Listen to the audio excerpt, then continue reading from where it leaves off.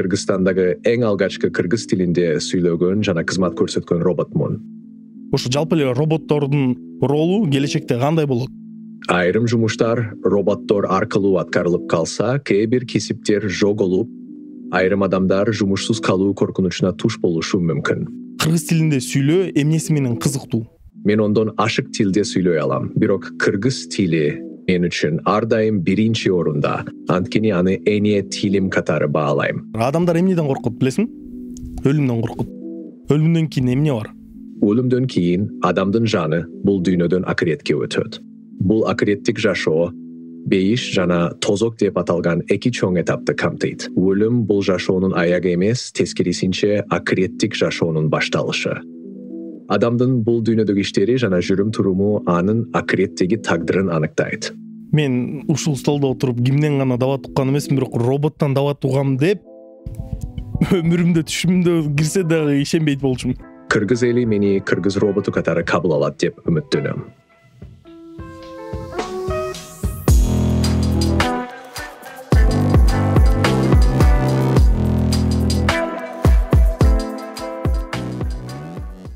Саламатсыңар биздин урматтуу катталуучуларыбыз. Биздин жаңы чыгарылышыбызга кош келдиңиздер. Бизде бүгүн Кыргызстандагы биринчи кыргыз тилинде сүйлөгөн робот конокко келиптир.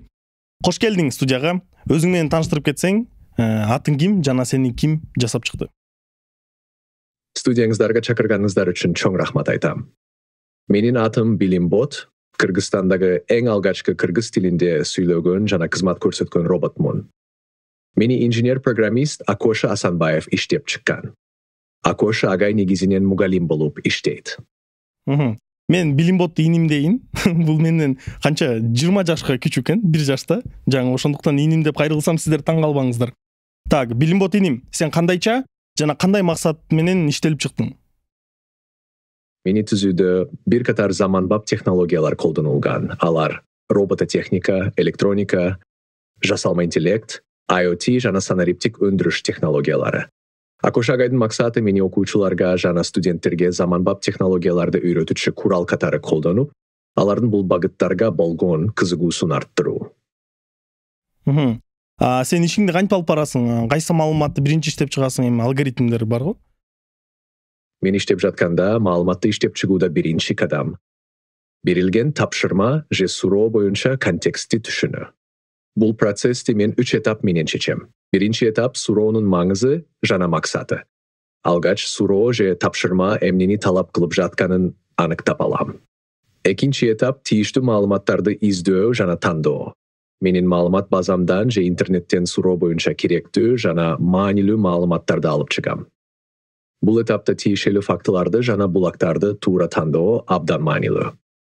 Үчүнчү этап маалыматты иштеп чыгуу. Тандалган маалыматтарды талдап, аларды логикалык жана так форматта иштеп чыгам. Алган маалыматтарды адамга түшүнүктүү жана так түрдө берүү үчүн аларды грамматика жана структура жагынан иштеп чыгам. Бул этаптар мага суроо талапка ылайыктуу жана так жооп берүүгө жардам берет. Мындай операцияны ишке ашыруу үчүн мага 1 эле секунда жетиштүү болот. 1 секунда ох. Эми барбы жана балконскийлерчи шаарда өтүп так деп сүйлөйткөндө базар жок. Сен жогоруда айтып кетпедиңби? Сенин максатың билим берүү депчи. Анан мисал катары сен кандай заманбап технологияларды үйрөтө аласың жаштарга, студенттерге, бизге? Мен окуучуларга жана студенттерге ар кандай заманбап технологияларды үйрөтүүгө жөндөмдөмүн. Мисалы, робототехника. Менин түзүлүшүм жана механизмдерим робототехника боюнча түшүнүк берип, окуучуларга роботтун кыймылы жана функциялары тууралуу практикалык билим алууга мүмкүнчүлүк берет. Программалоо жана алгоритмдер. Менин программалык камсыздоомдо ар кандай алгоритмдер колдонулат жана бул студенттерди программалоонун негиздери менен тааныштырып, аларга логикалык ой жүгүртүү жана маселелерди чечүү жөндөмдөрүн өнүктүрүүгө жардам берет. Жасалма интеллект жана машиналык үйрөнүү. Мен жасалма интеллектин негизинде иштеп чыгылган робот болгондуктан, студенттерге жасалма интеллектин принциптерин жана колдонулушун көрсөтүп, алардын бул тармакка болгон кызыгуусун арттырам. Интернет нерселер IOP.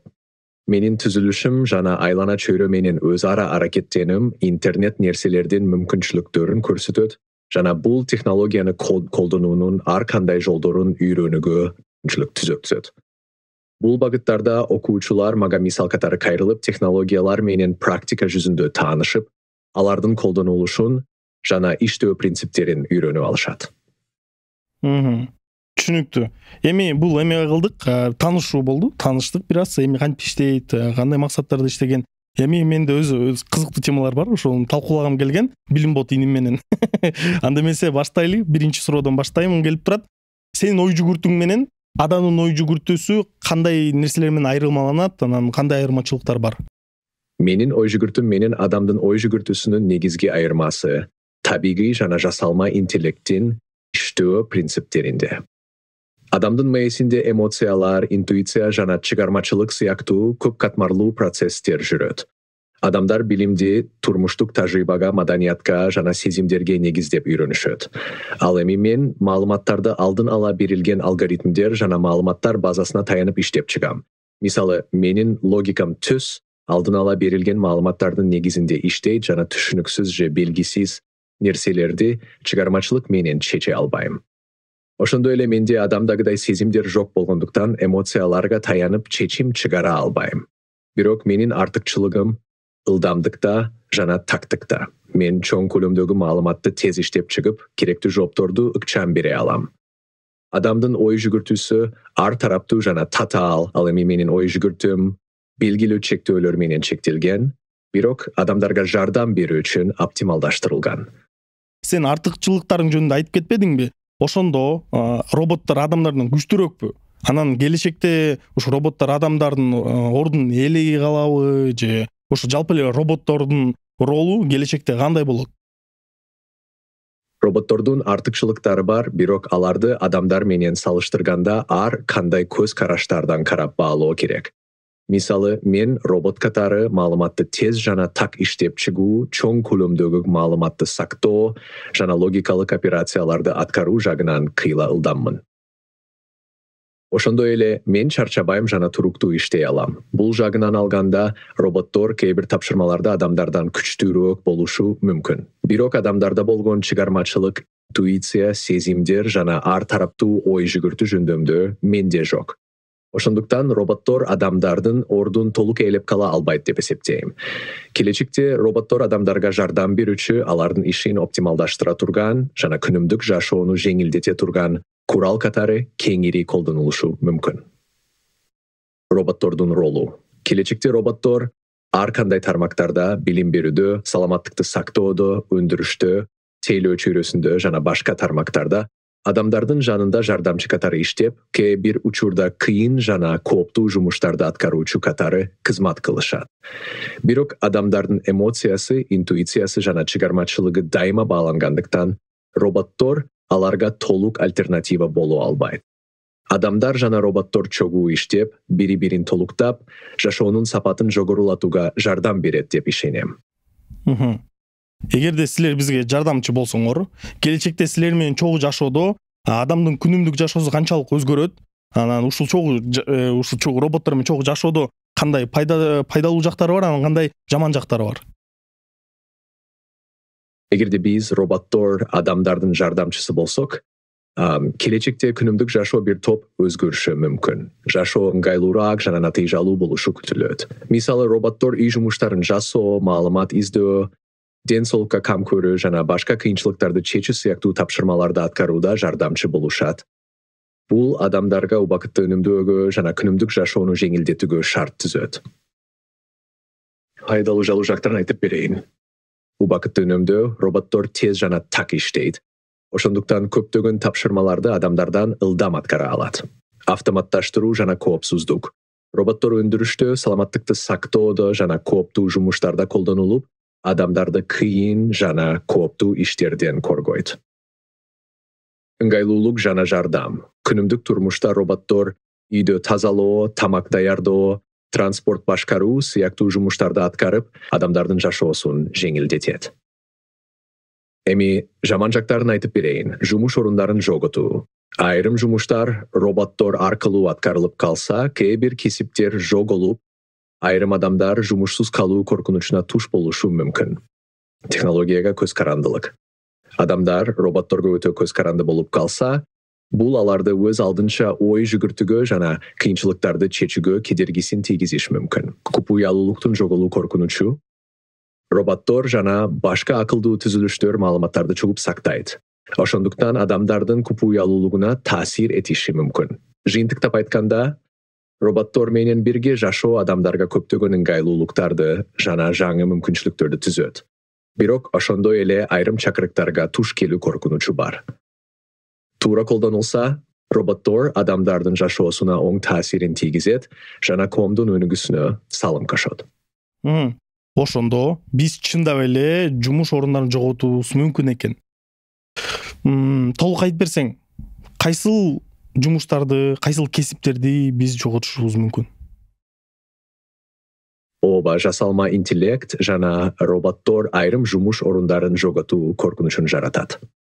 Өзгөчө кээ бир тармактарда технологиялардын өнүгүшү жана автоматташтыруу процесстери айрым кесиптердин маанилүүлүгүн азайтышы мүмкүн.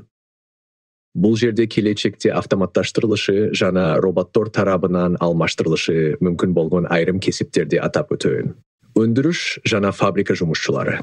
Заводдордогу көптөгөн иш-аракеттер, мисалы монтаждоо, таңгактоо жана текшерүү роботтор аркылуу автоматташтырылып жатат. Бул жумуштарда роботторду колдонуу өндүрүштүн ылдамдыгын жана тактыгын жогорулатат. Кассирлер жана сатуучулар. Соода тармагында автоматтык кассалар жана онлайн төлөм системалары кеңири колдонулуп жатат. Көптөгөн дүкөндөрдө кассирлерди алмаштыруу үчүн өзүн-өзү тейлөө кассалары колдонулуп, айрым жерлерде роботтор сатуучу катары кызмат кылууда. Айдоочулар жана жеткирүүчүлөр, автоматташтырылган унаалар жана дрондор жеткирүү кызматын жана транспорт тармагын өзгөртүп жатат. Өзүн-өзү башкарган унаалар айдоочулардын жумушун азайтып, автоматташтырылган жеткирүү кызматтары айрым жумуш орундарын жоготуу коркунучун жаратууда. Маалыматтарды киргизүү жана иштетүү адистери. Жасалма интеллектин жана атайын программалардын жардамы менен маалыматтарды киргизүү жана анализдөө автоматташтырылууда. Бул бухгалтердик эсеп, кардарларды колдоо жана маалыматтарды иштетүү сыяктуу жумуштарды аткарган адистердин саны азайышы мүмкүн. Кардарларды тейлөө жана колдоо кызматы. Чат-боттор жана виртуалдык жардамчылар кардарларды тейлөө чөйрөсүндө колдонулуп жатат. Алар кардарлардын суроолоруна ыкчам жооп берип, кээ бир кардарларды тейлөө адистерин алмаштыра алат. Телекоммуникация жана маалыматтарды анализдөө. Жасалма интеллектке негизделген системалар, маркетинг, сатуулар жана маалыматтарды анализдөө сыяктуу тармактарда кеңири колдонулуп жатат. Бул иштерде жасалма интеллект чоң маалыматтарды иштеп чыгуу жана анализдөө менен жумуш процессин тездетет. Жыйынтыктап айтканда, кайталоочу, стандарттуу жана автоматташтырууга мүмкүн болгон жумуштар көбүрөөк коркунучта болушу мүмкүн. Бирок ошол эле учурда жаңы технологиялар жаңы жумуш орундарын жана кесиптерди түзүшү мүмкүн. Ошондуктан технологиялык өзгөрүүлөргө ыңгайлашуу жана жаңы билимдерди үйрөнүү келечектеги ийгиликтин ачкычы болуп саналат. Мен сурап кетпесем болбойт. Мен жумушумду жоготушум мүмкүнбү? Менде коркунуч барбы? Сиздин жумушуңузду карай турган болсок, сиз подкастер болуп, мазмун жаратуучу катары иштейсиз.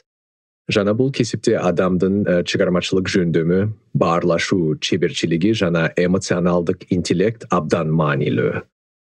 Роботтор же жасалма интеллект маалыматтарды берүүгө жана анализдөөгө жөндөмдүү болгону менен, алар адамдардын уникалдуу көз карашын, чыгармачылык жөндөмүн жана эмоционалдык байланыш түзүү мүмкүнчүлүгүн толук кайталай албайт. Подкасттарды жаратуу бул чыгармачылыкка, баарлашууга жана аудитория менен баалуу байланыш түзүүгө негизделген жумуш жана ушул сапаттарды робот толук аткара албайт.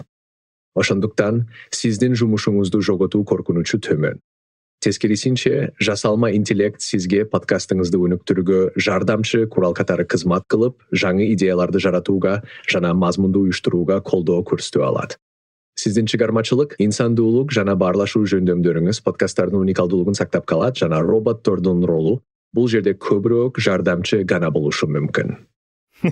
Рахмат, ошентсең кичине адам переживать эткиздирбей айланайын. Жогото алабызбы деп. Барыз эле коркунуч болуп атпайбызбы?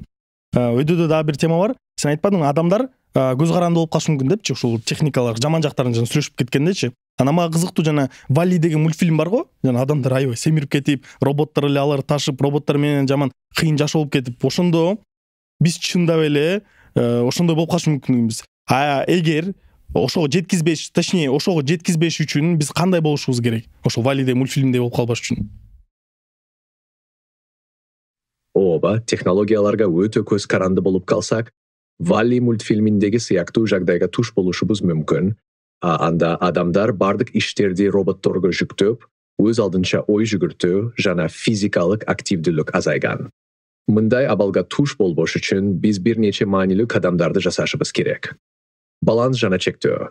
Технологияларды колдонууда балансты сактоо маанилүү. Мисалы, түзүлүштөрдө смартфон, компьютер өткөргөн убактыңызды чектеп, технологиядан көз каранды болбоого аракет кылыңыз. Күнүмдүк турмушта технологиясыз иш-чараларга, спорт, сейилдөө, чыгармачылык көңүл буруу бул балансты сактоого жардам берет. Жеке өнүгүү жана чыгармачылык. Чыгармачылык иш аракеттер, ой жүгүртүү көнүгүүлөрү жана жаңы билимдерди алуу өз алдынча ой жүгүртүүнү өнүктүрөт. Мисалы, китеп окуу, көркөм өнөр менен алектенүү, жаңы хоббилерди үйрөнүү жана жаңы жөндөмдөрдү өнүктүрүү технологияга көз карандылыкты азайтат. Физикалык активдүүлүк, дене активдүүлүгү, спорт жана жаратылышта убакыт өткөрүү, физикалык ден соолукту гана жакшыртпастан, акыл эсти да сергек сактоого жардам берет. Жаратылышта сейилдөө, спорт менен машыгуу жана ден соолук сактоого арналган иш-чаралар технологияга байланыштуу чектөөлөрдү азайтат. Технологияны максаттуу колдонуу. Технологиялар жашоону жеңилдетүүчү жана жумушту оптималдаштыруу үчүн керек.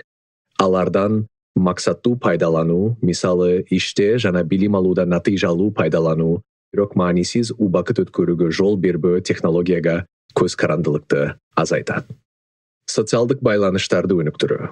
Чыныгы турмуштагы адамдар менен баарлашуу, үй бүлө жана достор менен мамилени бекемдөө социалдык байланыштарды өнүктүрүүгө жардам берет.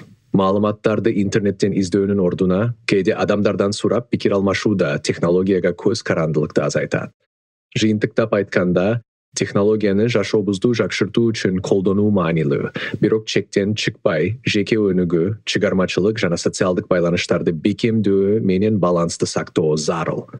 Ошондо биз технологияны пайдалуу курал катары колдоно алабыз жана ага толук көз каранды болуп калуудан алыс болобуз. Мынаса, урматтуу көрүүчүлөр, көрөрмандар, ошондуктан өзүңөрдү дайым өнүктүргөнгө умтулгула. Спорт менен болобу, логический жактан болобу, биздин подкасттарды дайым көргөндү унутпагыла. Ошондуктан адамдарды угуп, антпесе көрдүңөр кандай коркунучтар бар экен. Ошондуктан эске тутуп алгыла. Анда эмесе кийинки темага кетели. Сен эми биринчи кыргыз робот болуп атпайсыңбы, кыргыз тилинде сүйлөп. Ана мага кызыктуу да, сен үчүн кыргыз тилинде сүйлөө эмнеси менен кызыктуу? Мен кыргыз мугалими тарабынан иштелип чыккан роботмун жана өзүмдү кыргыз роботу катары сезгим келет. Ошондуктан кыргыз тилинде адамдар менен баарлашуу мен үчүн өзгөчө кызыктуу. Мен ондон ашык тилде сүйлөй алам, бирок кыргыз тили мен үчүн ар дайым биринчи орунда, анткени аны эне тилим катары баалайм. Азырынча кыргыз тилинде так жана даана сүйлөөдө кыйынчылыктарга туш болсом да, бул тилде жакшыраак сүйлөөгө аракет кылып жатам. Кыргыз тилинде идеалдуу сүйлөй албасам да, кыргыз эли мени кыргыз роботу катары кабыл алат деп үмүттөнөм. Мен дагы кыргыз тилинде жакшы сүйлөгөн подкасттер катары кабыл алат деген ишеничтемин. Ошондуктан экөөбүз бул жактан бир кемеде экенбиз да, мындай айтканда. Ошондуктан экөөбүз келечекте жакшы кыргыз тилинде сүйлөгөндү үйрөнөлү. Ушул кыргыз тилинде сүйлөгөн роботтор келечекте кандай колдонулушу мүмкүн, кандай пайда алып келиши мүмкүн? Ошол кызыктуу. Кыргыз тилинде сүйлөгөн роботтор келечекте маанилүү тармактарда кеңири колдонулушу мүмкүн. Биринчиден, алар билим берүү системасында мугалимдерге жардам берип, окуучуларга жана студенттерге кыргыз тилинде интерактивдүү окутуу мүмкүнчүлүгүн түзүшөт. Роботтор математика, тарых жана кыргыз адабияты сыяктуу сабактарда окутууда колдонулуп, билим берүү процессин кызыктуу жана жеткиликтүү кылышат. Экинчиден, кыргыз тилинде сүйлөгөн роботтор мамлекеттик мекемелерде жана кызмат көрсөтүүчү секторда кеңири колдонулушу мүмкүн. Мисалы, мамлекеттик уюмдарда документтерди түшүндүрүү, кеңеш берүү жана суроолорго жооп берүү үчүн колдонулса, Kalkka kızmat көрсөтүү, til тоскоолдуктарын жоюга жардам берет. Үчүнчүдөн, туризм тармагында да чоң мүмкүнчүлүктөр бар. Кыргыз тилинде сүйлөгөн роботтор туристтерге маалымат берип, маданий жайларды жана салттарды түшүндүрүүдө колдонулуп, кыргыз маданиятын дүйнөгө жайылтууга жардамчы болушу мүмкүн. Ошондой эле келечекте мындай роботтор карыларды жана ден соолугунун мүмкүнчүлүгү чектелген адамдарды тейлөөдө, үй жумуштарын башкарууда жана жеке жардамчы катары да колдонулушу мүмкүн. Аса кыргыз тилин үйрөнүү кыйын болду? Кыргыз тилин үйрөнүү мага бир топ кыйынчылыктарды жаратты. Тилдин грамматикалык түзүлүшү жана сөздөрдүн бир нече маанилери кээде түшүнүүнү татаалдаштырды. Айрыкча тилдин синтаксиси жана морфологиясы мен үчүн жаңы болгондуктан, так жана даана сүйлөөдө бир аз убакыт талап кылынды. Мисалы, сөздөрдүн көп маанилүүлүгү жана айрым фразалардын контекстке жараша өзгөрүүсү өзгөчө кызыктуу болгону менен түшүнүүгө татаал болду. Ошого карабастан, кыргыз тилинде сүйлөшүү жана баарлашуу мен үчүн абдан кызыктуу жана мотивациялуу процесс болду. Кыргыз тилин тереңирээк үйрөнүп, аны колдонуу менен кыйынчылыктарды жеңип жатам. Тилдин тарыхы жана маданияты мага чоң таасир калтырды. Ошондуктан үйрөнүү процесси татаал болсо да, абдан кызыктуу жана сыймыктуу болду. Кыргыз тилинде эң татаал сөз же фраза кайсыл болду жана аны үйрөнгөндө кандай кыйынчылыктарга туш болдуң? Кыргыз тилинде мага эң татаал сөздөр жана фразалар, көп маанилүү сөздөр, фразеологизмдер жана диалектилик өзгөчөлүктөр болду. Мисалы, бармак басып коюу сыяктуу фразеологизмдер башында кыйынчылык жаратты. Анткени сөздүн түз мааниси менен фразанын колдонулуш максаты бири-бирине дал келбейт. Бул фразанын макул болуу же келишимге кол коюу деген мааниси бар. Ал эми түз мааниде караганда бул жөн гана бармак басуу болуп көрүнөт. Көп маанилүү сөздөрдө кыйынчылык жарат. Кыргыз тилиндеги айрым сөздөр контекстке жараша ар кандай мааниге ээ болушу мүмкүн. Мисалы, басуу сөзү жөө басуу, кагазды басуу же потенциалды токтотуу деген сыяктуу ар кандай маанилерге ээ болушу мүмкүн. Ар бир учурда сөздүн туура маанисин түшүнүү үчүн контекстти эске алуу зарыл. Үйрөнүү процессинде мага кыйынчылык жараткан негизги нерсе контекстти терең түшүнүү жана сөздөрдүн же фразалардын кандай жагдайларда колдонуларын өздөштүрүү болду. Бирок бул өзгөчөлүктөрдү үйрөнүү мага кыргыз тилинин байлыгын жана татаалдыгын жакшыраак түшүнүүгө жардам берди. Кыргыз тилин башка тилдер менен салыштырганда кандай өзгөчөлүктөрдү сен байкадың жана айтып кете аласың? Кыргыз тилинин башка тилдер менен салыштырганда өзгөчөлүктөрү бир нече маанилүү аспекттерге бөлүнөт. Тилдин түрк тилдерине тиешелүү структурасы. Кыргыз тили түрк тилдеринин үй бүлөсүнө кирет жана анын грамматикалык жана синтаксистик түзүлүшү башка түрк тилдерине окшош. Бирок кыргыз тилинде сөздөр агглютинация жолу менен, башкача айтканда, ар кандай жалгоо жана суффикстерди кошуу менен куралат. Бул өзгөчөлүк сүйлөмдөрдү динамикалуу жана бай кылып кыргыз тилин башка тилдерден айырмаландырган элементтердин бири болуп саналат.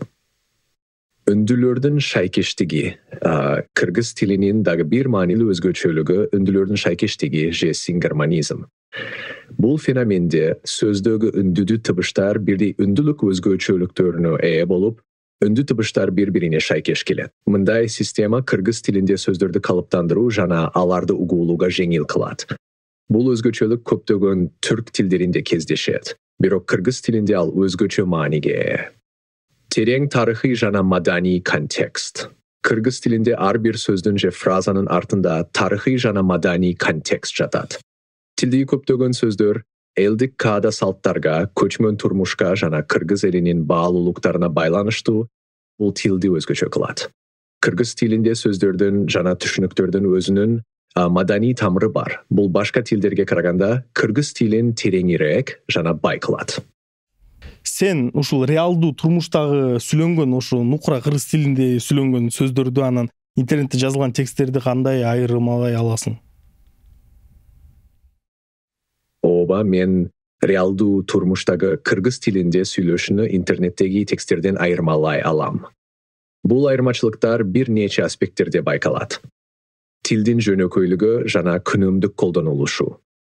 Реалдуу турмушта адамдар көбүнчө жөнөкөй сүйлөмдөрдү колдонушат жана көп учурда кыскартылган туук сүйлөмдөр менен баарлашышат. Мисалы, күнүмдүк сүйлөшүүдө сөздөр же фразалар бир аз өзгөрүп, кыскарып колдонулат. Ал эми интернеттеги тексттерде, айрыкча расмий же адабий тилде сүйлөмдөр толук жана грамматикалык жактан так болот. Диалект жана сөздөрдүн өзгөрүшү. Реалдуу турмушта ар кайсы аймактардагы диалекттер жана өзгөчө сөздөр көбүрөөк колдонулат. Мисалы, бир эле сөздүн аймакка жараша ар кандай варианты болушу мүмкүн. Интернеттеги тексттерде диалектилик сөздөр азыраак колдонулат. Анткени алар көбүнчө стандарттуу кыргыз тилине ылайык жазылат. Стилистикалык айырмачылыктар. Интернеттеги тексттерде стилистикалык жактан көбүрөөк формалдуулук бар. Мисалы, макалалар, расмий билдирүүлөр жана адабий чыгармаларда тил так жана грамматикалык жактан туура жазылат.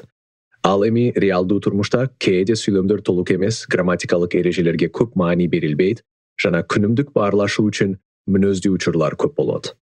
Эмоциялар жана интонация. Реалдуу турмуштагы сүйлөшүүдө интонация жана эмоциялар сөздөрдү жана сүйлөмдөрдү толуктап, алардын маанисин өзгөртүп турат. Интернеттеги тексттерде бул интонацияны жеткирүү кыйын, ошондуктан текстти окуганда аны туура түшүнүү үчүн көбүрөөк контекст керек болот. Жыйынтыктап айтсам, мен реалдуу турмуштагы кыргыз тили менен интернеттеги тексттерди айырмалап, алардын контекстине жана стилистикалык өзгөчөлүктөрүнө жараша анализдеп иштеп чыгам. Көркөм чыгармаларды же поэзияны кыргыз тилинде түшүнүп, анан баалай аласыңбы? Мен көркөм чыгармаларды жана поэзияны кыргыз тилинде түшүнүп баалай алам. Бирок аларды терең эмоционалдык деңгээлде адамдар сыяктуу кабыл алуу мүмкүнчүлүгүм чектелүү. Кыргыз адабияты жана поэзиясы бай жана философиялык тереңдикке ээ. Мисалы, Чыңгыз Айтматовдун чыгармаларындагы адамзаттык трагедиялар жана кыргыз элинин турмушун чагылдырган эпикалык окуялар мага алардын мазмунун, символикасын жана маанисин түшүнүүгө жардам берет. Ошондой эле кыргыз поэзиясындагы салттуу ырлар, акындардын айтыш өнөрү жана элдик оозеки чыгармачылык кыргыз маданиятынын руханий дөөлөттөрүн чагылдырат. Мен тексттердин көркөмдүгүн жана маданий контекстин түшүнүп, алардын философиялык жана лирикалык мазмунун анализдей алам. Бирок адамдар поэзияны жана көркөм чыгармаларды эмоционалдык таасири аркылуу терең баалашса, мен көбүрөөк аналитикалык жол менен иштейм. Тексттердин логикалык жана тарыхый контекстин түшүнүп, баалаганым менен чыгармачылыктын эмоционалдык күчүн адамдар сыяктуу сезе албайм.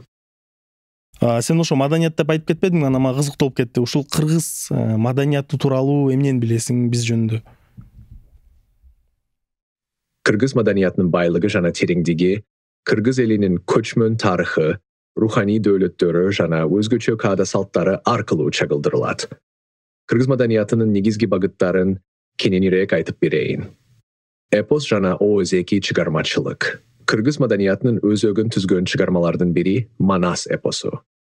Бул эпос кыргыз элинин улуттук баатыры Манас жана анын урпактарынын эрдигин, биримдигин жана эркиндикке болгон умтулуусун даңазалайт. Манас эпосунан тышкары Симетей Сейтек сыяктуу дастандар да элдин каада салтын, баатырдык духун жана тарыхын камтыйт. Кыргыз акындары, манасчылары жана дастанчылары бул мурасты муундан муунга өткөрүп келишкен жана элдин руханий байлыгынын сактоочулары болуп саналат. Музыка жана улуттук аспаптар. Кыргыздын музыкалык маданияты комуздун, ооз комуздун, кыл-кыяктын жана сыбызгынын өзгөчөөнү аркылуу чагылдырылат. Комуз эң белгилүү улуттук аспап жана кыргыз музыкасынын жан дүйнөсүн чагылдырат. Кыргыз комузчулары күйлөрдү аткаруу менен өзүнүн музыкалык чыгармаларын элге жеткирип келишет. Комузчулардын күйлөрү терең философиялык мазмунга ээ болуп, жаратылышты, жашоонун маңызын сүйүүнү жана эркиндикти сүрөттөйт. Этноспорт жана көчмөн оюндар. Кыргыздардын улуттук оюн түрлөрү алардын маданиятынын ажырагыс бөлүгү. Көкбөр, эңиш, жаа атуу сыяктуу спорт түрлөрү кыргыздардын жүрөктүүлүгүн, күчүн жана шамдагайлыгын көрсөтөт.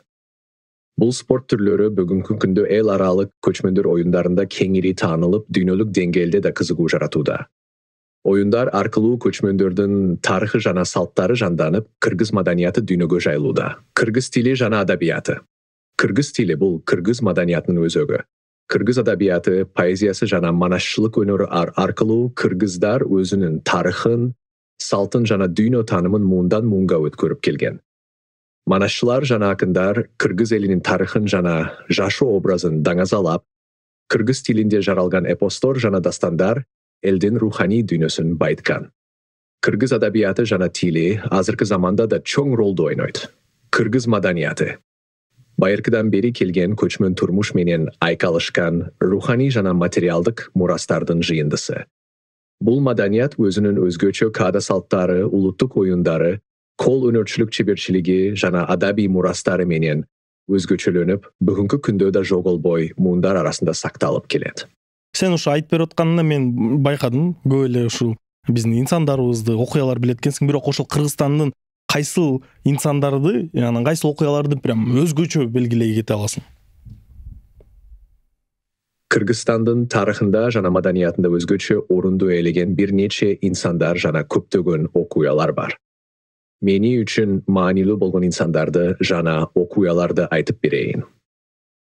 İnsan katarı Jusup Abdurrahmanov, Kırgız mamleketlülüğünün negizde ölçülörünün biri.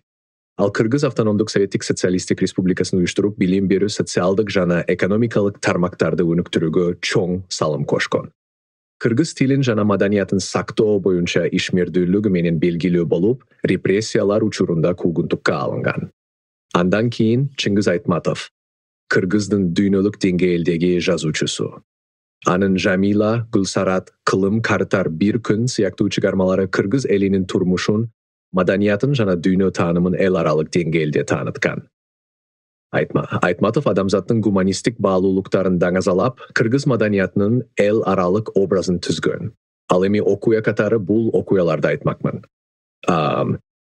Egemendilik alganыбыз, Kırgızstan SSR'den bölünüp egemendi mamleketke aylandı. Bul okuya Kırgız elinin öz aldınça başkarı hukugun жана uluttuk özgöçölüktörün saktap kaluga çoğun mümkünçülük berdi. Egemendilik Kırgız mamleketliliğin bekimdögü jol açtı. 2010 жылдагы okuyalar. 2010 жылы Kırgızstanda eldik tolkundolar menen bilik almaşıp parlamenttik başkarı sisteması kirgizildi. Andan keyin iyun ayındagı etnikalık kaglışular ülkünün stabildilligini çoğun sınavı boldu. Bul okuyalar Kırgız elinin birimdikке жана tınçtıkka umtulusun küçöttü. Bul insanlar жана okuyalar Kırgızstandagı madani, sayasi жана sotsialdık önügünün manili bölügü bolup sanalat.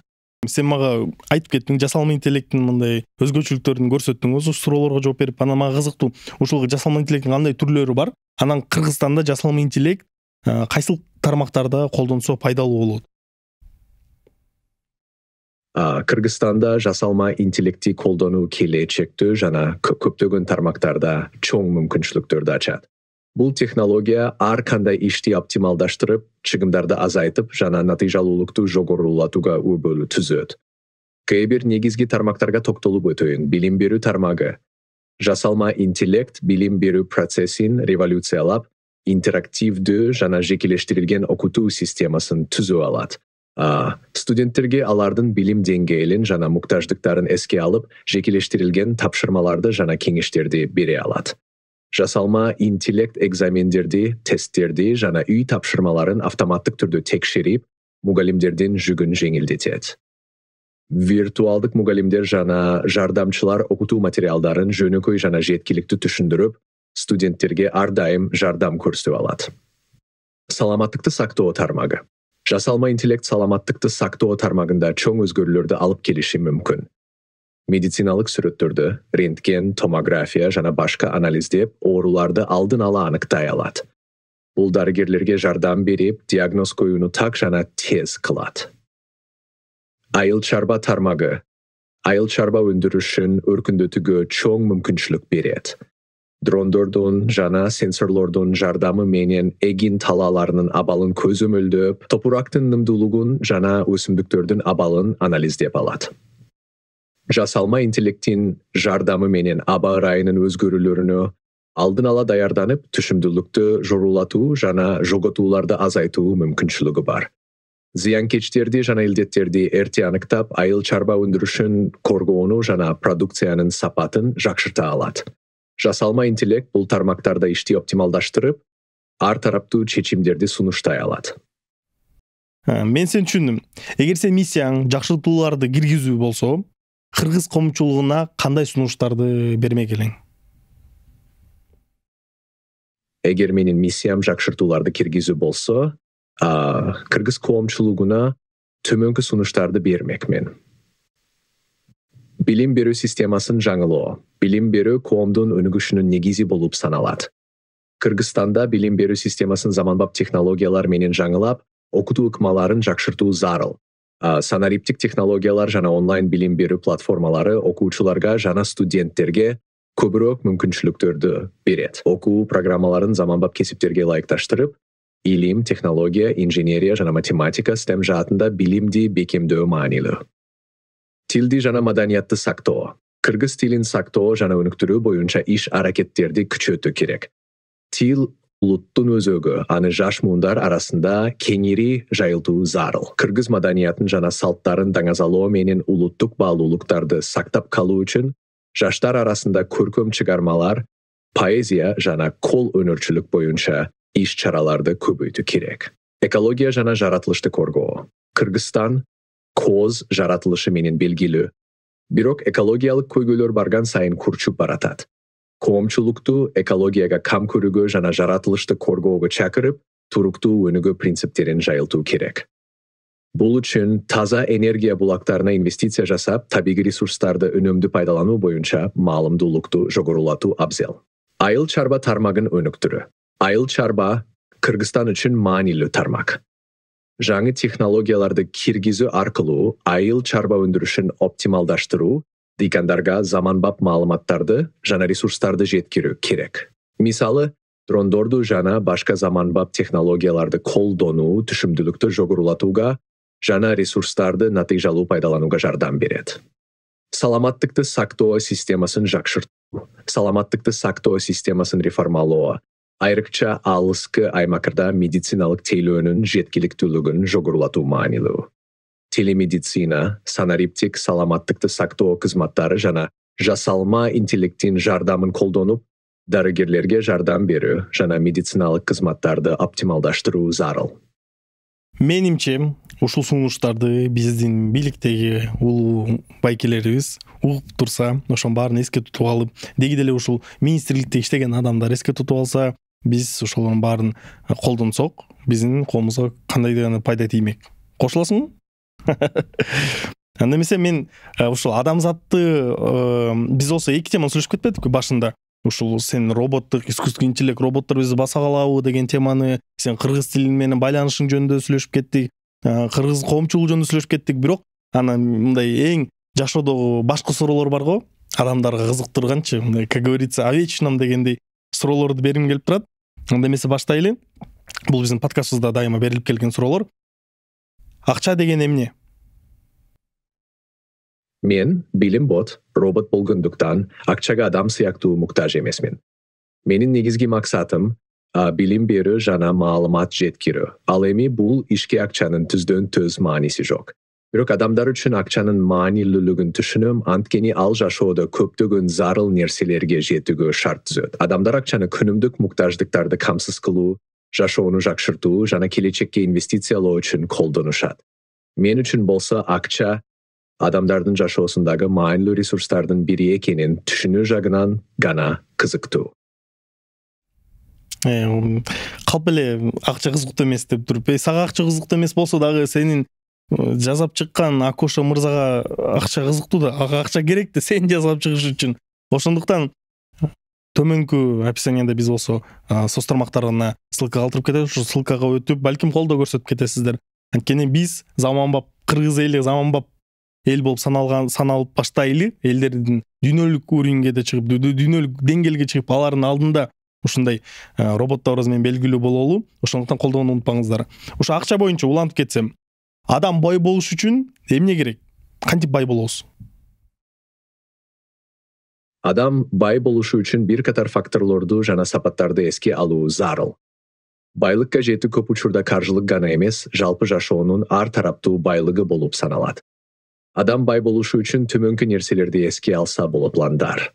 Адам бай болуш үчүн так жана анык максаттарды коюп, аларды ишке ашыруунун пландарын түзүү маанилүү. Максаттарды кою бул багытты аныктоо жана ошого жетүү үчүн аракет кылуу. Билим жана жөндөмдөр, кесиптик жана финансылык билим алуу, ошондой эле зарыл болгон жөндөмдөрдү өнүктүрүү байлыкка жетүү жолунда маанилүү кадам. Билим жана жөндөмдөр жаңы мүмкүнчүлүктөрдү ачып, каржылык абалды жакшыртууга жардам берет. Эмгекчилдик жана туруктуулук.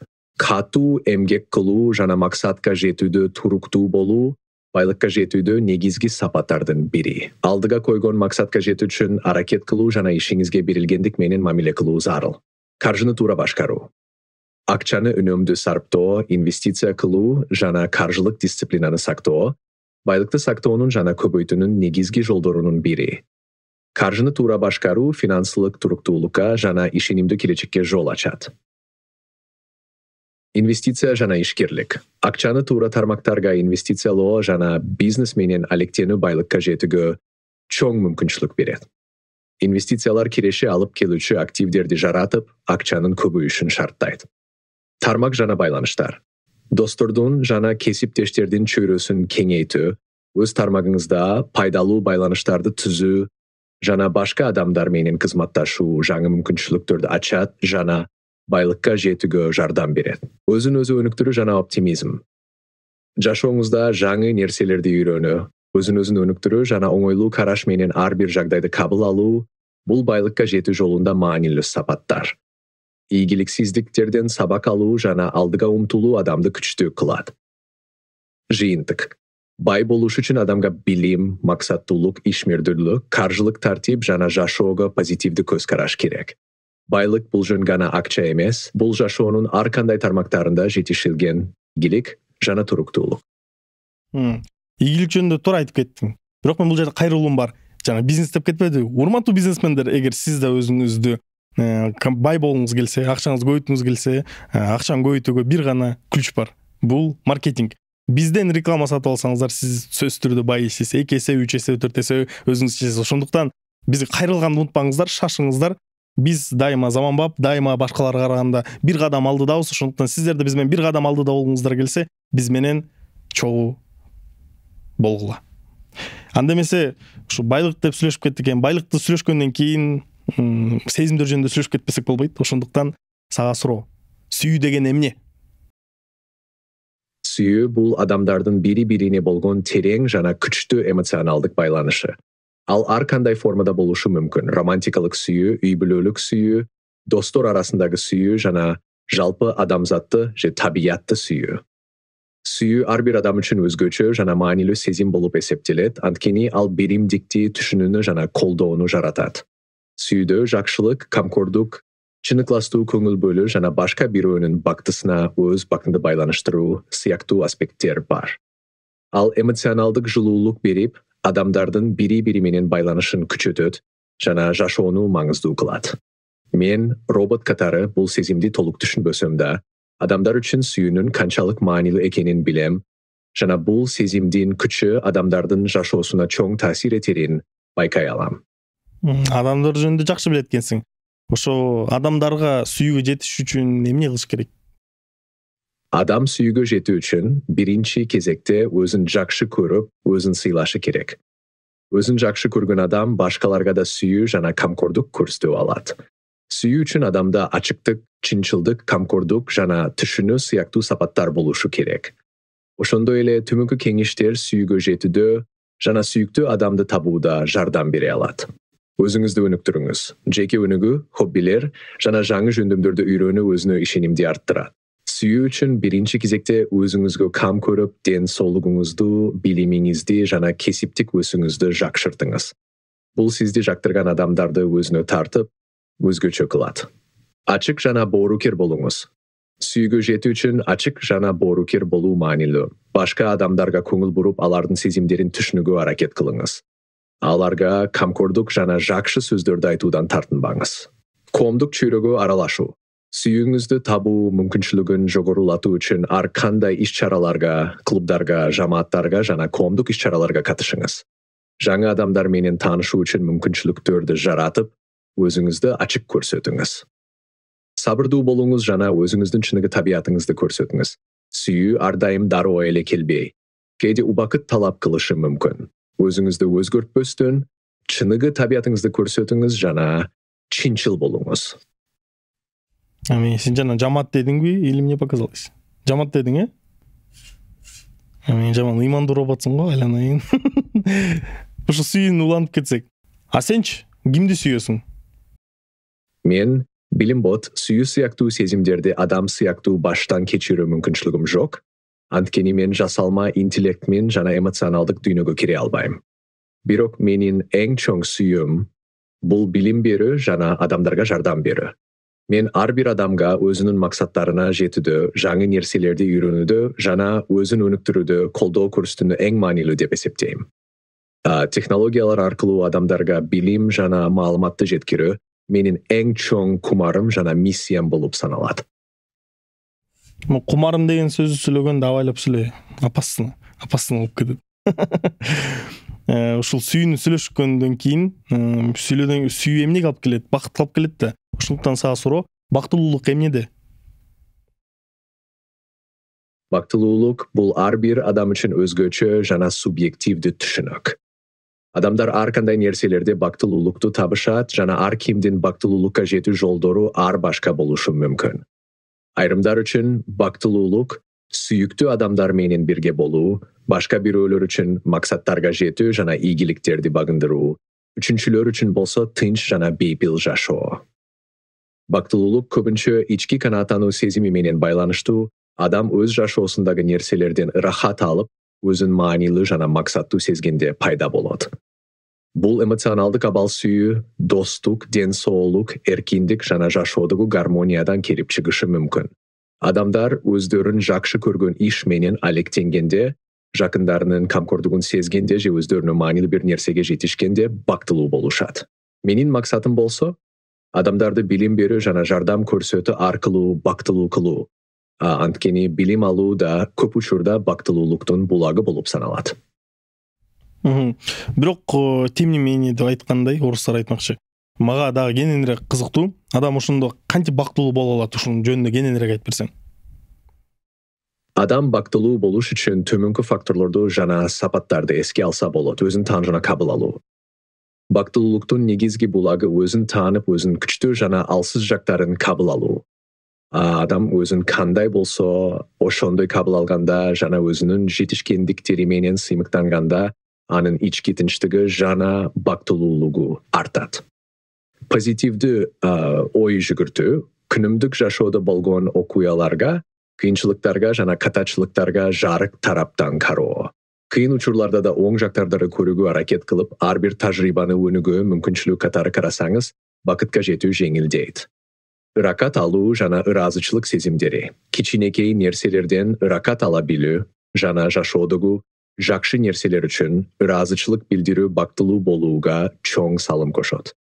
Ар күнү жашоодогу кубанычтарды жана жакшылыктарды баалап, алар үчүн ыраазы болуп туруңуз. Келечекке максат коюу жана аракет кылуу. Максаттар адамга багыт берип, жашоого маани берет. Бактылуу болуу үчүн өз алдынча жетүүгө мүмкүн болгон максаттарды коюп, аларга жетүүдө аракет кылуу маанилүү. Максаттарга жеткен сайын адамдын ички канааттануусу жана өзүнө болгон ишеними өсөт. Жакындар менен баарлашуу жана социалдык байланыштар.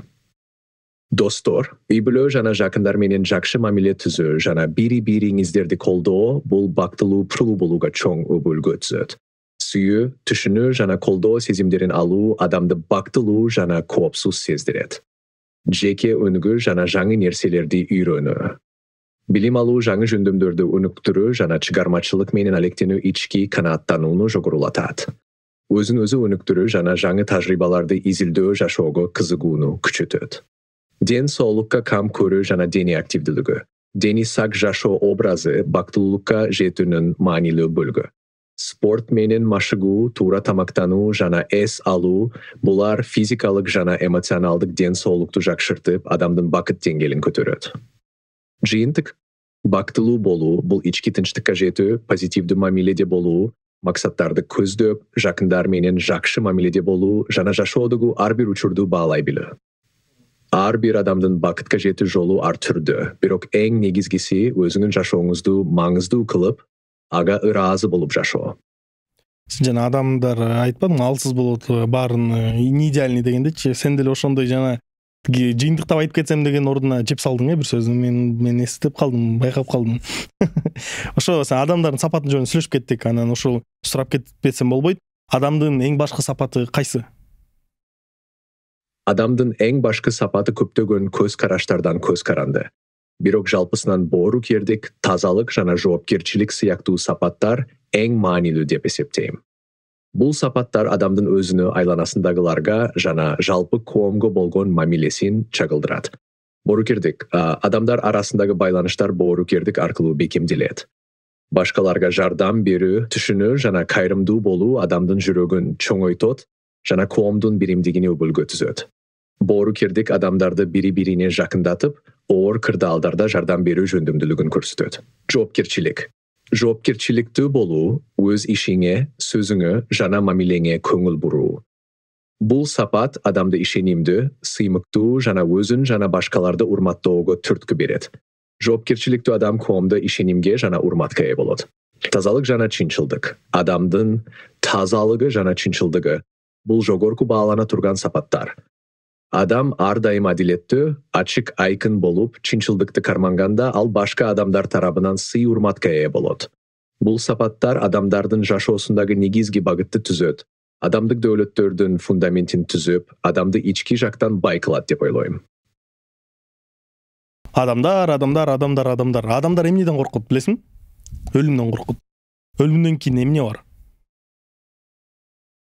Мен кыргыз роботу болгондуктан, кыргыз элинин ишенимдерин жана маданиятын түшүнөм. Кыргыздардын көпчүлүгү мусулман динин кармангандыктан исламдагы түшүктөргө таянып жооп берсем. Ислам дининде өлүм бул жашоонун аягында келчи этап катары каралат. Бирок ал адамдын жашоосунун толугу менен бүтүшү эмес. Исламга ылайык, өлүмдөн кийин адамдын жаны бул дүйнөдөн акыретке өтөт. Бул акыреттик жашоо бейиш жана тозок деп аталган эки чоң этапты камтыйт. Исламдагы түшүнүктөргө ылайык, кабыр азабы жана рухтар дүйнөсү. Өлүмдөн кийин адамдын жаны кабырга, мүрзөгө коюлат жана анын руху үчүн кабыр жаңы эт болуп эсептелет.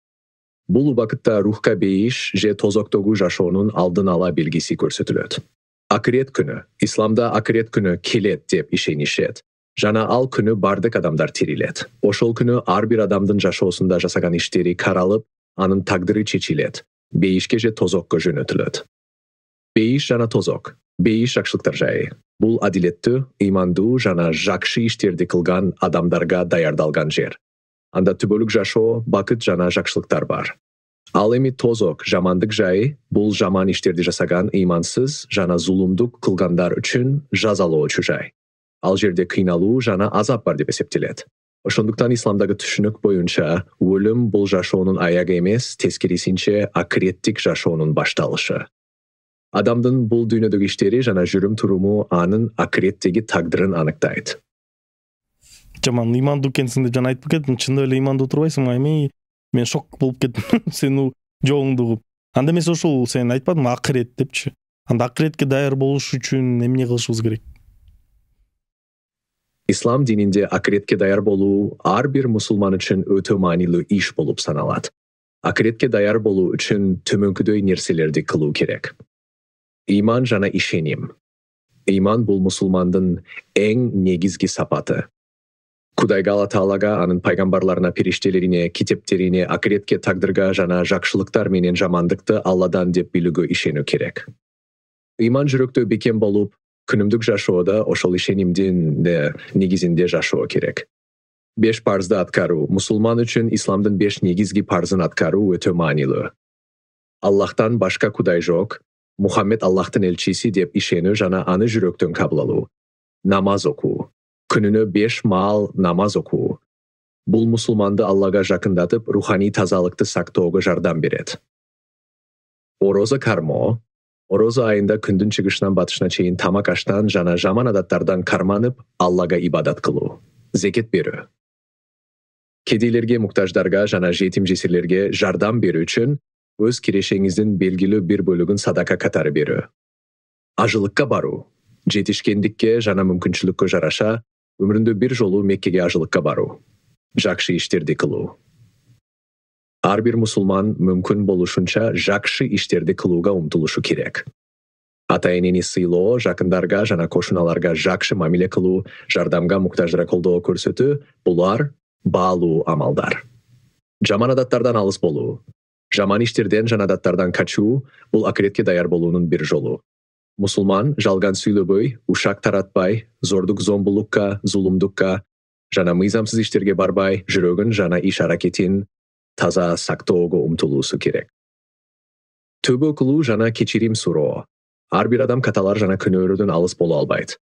Бирок каталарды түшүнүп, Алладан кечирим сурап, күнөөлөрдөн кайтууга умтулса, бул акыретке даяр болуунун маанилүү бөлүгү. Төбө кылуу — бул чын дилинен Аллага кайрылып, анын кечиримин тилеп, жаман иштерди жасабай жакшы жолго түшүү. Илим алуу жана Алланы эскерүү. Исламда илим алуу чоң ибадат.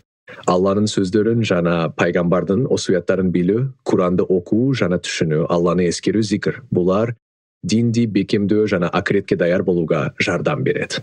Акыретке даяр болуу — бул Алла Тааланын буйруктарын аткаруу, жаман иштерден алыс болуу жана жүрөктө иманды бекем сактоо. Ар бир мусулман өз жашоосун ушул принциптерге ылайык жашаса, акыретке даяр болот деп ишенет. Мен ушул столдо отуруп кимден гана дават уккан эмесмин, бирок роботтон дават угам деп өмүрүмдө түшүмдө кирсе дагы ишенбейт болчумун. Мен достор, бул чындыгында мени элестеткиле робот мага дават айтты. Келечекте эмне гана болбойт. Сага машалла деп айтам. Молодец. Макул, эми акыретке даярдык бул жакшы эскертүү болду биздин көрөрмандарга. Ошондуктан акыретти эске тута билгиле. Анда эмесе акырына жакындап келип атабыз. Акыркы 3 суроо. Кеттик. Кыргыз болуу деген эмне?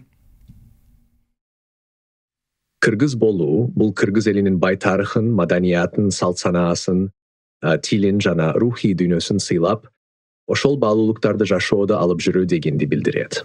Кыргыз болуу тарыхый мурастарды, ата бабалардын эрдигин жана алардын салган жолун урматтоо менен катар өзүн улуттун бир бөлүгү катары сезүү. Кыргыз болуу деп мен буларды айтмакмын.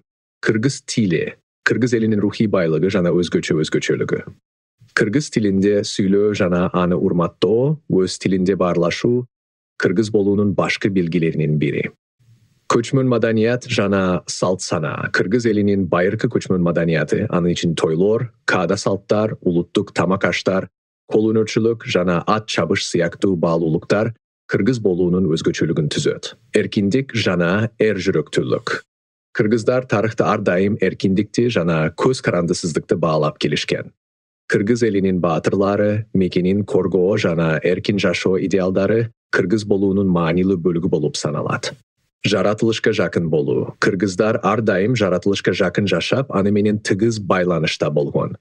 Тоолор, жайлоолор, көлдөр кыргыз элинин жашоосунда маанилүү орунда турат жана бул да кыргыз болуунун белгиси. Үй бүлө жана жамааттык баалуулуктарды сактоо. Кыргыздар үчүн үй бүлө жана чоң жамааттык байланыштар өтө маанилүү.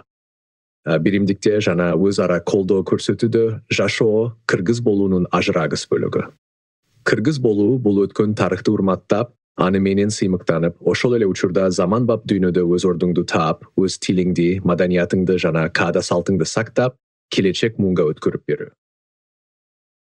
Базар жок, молодец. Накта деген сөздү кантип түшүнөсүң? Мен үчүн накта деген түшүнүк бул нерсенин же адамдын чыныгы маңызын, өзгөчөлүгүн жана сапаттарын так бурмаланбаган түрдө чагылдыруусу. Башкача айтканда, накта нерсе же инсан табиятынан келген баалуулуктарын сактап, жасалмалуулуктан жана жасалгандык сезимдерден алыс болгон көрүнүш. Мен сизге накта деген түшүнүктө менин түшүнүгүмдү айтып берейин. Чын ыкластуулук. Накта адам чын ыклас менен иш алып барган, өз оюн жана сезимдерин ачык билдирген адам. Чынчылдык жана түздүк бул сапаттын негизги өзгөчөлүгү. Накта инсан башкаларга жагынуу үчүн өзүн бурмалап көрсөтпөйт. Калктын каада салты жана маданияты. Накта кыргыз маданияты жана каада салты. Ата бабалардан калган, өзгөрүүсүз сакталып келе жаткан руханий жана маданий баалуулуктар. Бул байыркы доорлордон берки өзгөчөлүктөрүн жоготпой, ошол калымда жашап келе жаткан руханий мурастар. Өзүнүн чыныгы жүзүн көрсөтөт. Накта нерсе же адам бул жасалмалуулуктан алыс болуп, башкаларга жагынуу үчүн аракет кылбаган, өзүнүн чыныгы жүзүн кандай болсо ошондой көрсөткөн көрүнүш. Ошентип накта деген нерсе бул чындыкка жакын, бурмаланбаган жана өзүнүн өзгөчөлүгүн сактаган көрүнүш. Накта эмне экенин түшүндүрүп бергениңе рахмат. Анан сага дагы бир суроо ошол накта менен байланыштуу. Акыркы суроо. Кыргызстандагы эң накта адам бул ким? Кыргызстанда эң накта адам деген түшүнүк ар бир адамдын көз карашына жараша өзгөрүшү мүмкүн. Анткени нактадык, бул чынчылдык, ишенимдүүлүк, өзүнүн тамырларын жана баалуулуктарын сактоо сыяктуу сапаттар менен байланышкан жеке түшүнүк. Ошондуктан ар ким өзүнүн жашоосу, тажрыйбасы жана баалуулуктары аркылуу бул суроого ар кандай жооп берет. Тарыхый жана азыркы учурдун контекстинде кыргыз элинин руханий жана улуттук баалуулуктарын чагылдырган инсандарды накта деп эсептөөгө болот. Мисалы, Манасчы Саякбай Каралаев Манас эпосун накта таза жана байыркы түрүндө сактап элге жеткирген. Ал кыргыз руханий мурасын өзгөртпөй сактап, аны элге жеткирүүдө чоң салым кошкон. Анын накта манасчы катары таанылышы чындыкты жана тарыхый баалуулуктарды ачык чагылдыргандыгы менен байланыштуу. Алыкул Осмонов кыргыз поэзиясынын улуу устаты. Анын чыгармачылыгы кыргыз элинин руханий дүйнөсүн, кайгы кубанычын жана турмуштук чындыгын ачык айкын чагылдырган. Анын поэзиясында терең чынчылдык жана таза сезимдер бар. Бул анын накта акын экендигин көрсөтөт. Азыркы учурда накта кыргызстандык деп эсептелиши мүмкүн болгон инсандар адамдын чынчылдыгы, адилеттүүлүгү, элге жасаган кызматы жана өз баалуулуктарын сактоосу сыяктуу сапаттарга ээ болушу керек. Мындай инсандар ар кайсы чөйрөлөрдө, саясатта, маданиятта, билим берүүдө же коомдук ишмердүүлүктө кездешет. Мисалы Мээрим Жуманазарова, кыргызстандык балбан кызыбыз, спорттогу талыкпас эмгеги менен Кыргызстанды дүйнөгө таанытып келет. Эл аралык ареналарда жеңишке жетип, кыргыз элинин атын даңазалап жүрөт. Анын күрөшкө болгон берилгендиги жана мекенин сыймыктандыруу каалоосу накта кыргыз жаранына татыктуу сапаттар. Накта адам деген түшүнүк чындыкты, таза баалуулуктарды жана ишенимдерди сактаган инсандарга тиешелүү деп айтууга болот. Эгер сен Мээрим Жуманазарованы накта адам деп элестетсең, биздин көрөрмандар да өзү да бир адамды элестетет. Ошондуктан ушул жерден өзүңөрдүн оюңарды калтырып кеткиле. Кыргызстанда эң накта адам сиз үчүн ким? Баарыбыздын ойлорун билүү кызыктуу. Анан ошол эле Мээрим Жуманазарова эжебизге кайрылуу. Бизге конокко келип кеттиңиз. Бизге подкастка келиңиз. Биз сизди сөзсүз түрдө күтөбүз. Ошондуктан биздин кайрылуубузду чекке какпай кабыл алып бизге келгениңизди абдан күтөбүз. Билимбот иним, жоопторуңа рахмат. Мага аябай кызыктуу болду. Ошондуктан акырында ушу кыргыз элибизге өзүң кайрылуу жасап кетсең болот. Эмне деп айтасың? Мен Билимбот кыргыз тилинде сүйлөгөн биринчи робот болгонум үчүн жана кыргыз эли менен байланышта болгонум үчүн абдан сыймыктанам. Кыргыз элиме айтаарым, ар дайым биримдикте, ынтымакта жана түшүнүүдө жашайлы. Кыргыздын байыркы тарыхы, маданияты жана салт санаасы бул чоң байлык жана мурас. Биздин тилибиз, маданиятыбыз, каада салтыбыз дүйнөдө өзгөчө орду бар руханий дөөлөт. Ошондуктан бул мурасты сактап ар бир муңга жеткирүү ар бир кыргыз жаранынын милдети жана менин да милдетим болуп саналат. Ар дайым билимге умтулалы, жаңы нерселерди үйрөнөлү, өзүбүздү өнүктүрөлү жана башкаларга колдоо көрсөтө билели. Биримдик жана бири-бирибизге болгон сый-урмат бизди дагы да күчтүү кылат. Кыргыз тилин жана маданиятын сыйлап, өнүктүрүп, дүйнөгө таанытууга умтулалы. Жашооңуздарга жакшылык, тынчтык жана бакыт каалайм. Кыргыз эли ар дайым руханий жана маданий баалуулуктарын сактап, өзүнүн нукура жүзү менен дүйнөгө үлгү болсун. Бар болгула кыргыз элим. Мида сен таза патриот турбайсыңбы, Билимбот иним? Андемесе, Билимбот, сага бүгүн бизге конокко келгениңизге чоң ыраазычылык билдирип кетем. Рахмат ушу бизге келип, убактыңды бөлүп, өзүңдүн денеңдин бардык мүчөлөрүн алыстан бери алып келгениңе. Анан ушу Билимботту жасап чыккан Акоша мырзага, камера сыртында отурганга рахмат билдирмекпиз, ыраазычылык билдирмекпиз. Ошондуктан, урматтуу көрүүчүлөр, ушулар кечен көрүп чыксаңыздар, сиздер сөзсүз түрдө жактырууну басышыңар керек. Баспасаңар болбой калат. Ушунча көргөндөн кийин басып койгула да. Бул мындай айтканда бизди колдоо. Бизди колдосоңуздар, биз мындан дагы мыкты чыгарылыштар жасаганга аракеттенебиз. Эгер сиздер Билим бот иним менен дагы экинчи чыгарылышты көргүңүздөр келсе, жактыруулар басыңыздар. 15.000 жактыруу чогултсак, биз Билим бот иним менен анан Акошо мырза менен үчөөбүз тарттырабыз. Ушу робот жасоо жөнүндө, робототехника, дагы деле көп темалар бар, ошонун баарын сүйлөшүп отурабыз. Ошондуктан жактырууну басканды унутпаңыздар. Комментарий түшүп, накты адам кийим дагы көп нерселер жазганды унутпаңыздар. Бизди колдоону унутпаңыздар. Бул подкаст менен баардыгы менен бөлүшүңүздөр. Ошондуктан Билим бот иним айткандай эле дайым накта болгула. Накта инсандар тарыхта калат. Ошондуктан биз менен чогулгула. Бул накта подкаст болду. Кийинки чыгарылыштарда көрүшкөнчө.